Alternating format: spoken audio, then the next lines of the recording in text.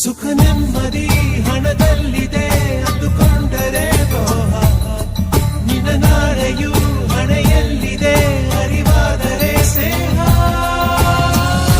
ಆಸೆಗೆ ಬದುಕೋರೆಲ್ಲ ಮಣ್ಣಾಗಿ ಹೋಗೋರೆ, ನಿಂದು ಅಷ್ಟೇ ಪ್ಯಾರೆ.